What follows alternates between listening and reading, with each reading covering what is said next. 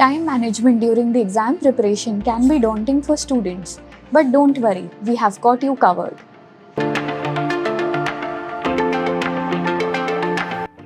Hi everyone, I am Manasvi Agrawal and I'll be sharing some quick tips on how you should manage your time while preparing for IBSAT. So whether you are new to this or a seasoned test taker, here is a streamlined guide on how you should manage your time while preparing for IBSAT.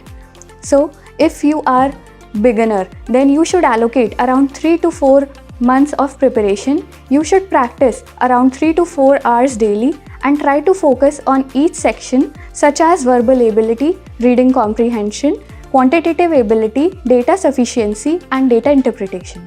If you are familiar with the basics, then 2 to 3 months of preparation is enough for you.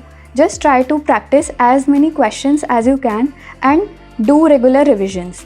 If you have some experience with these kind of papers and have prior knowledge, then 1 to 2 months of focused preparation can help you sail through the paper of IBSAT.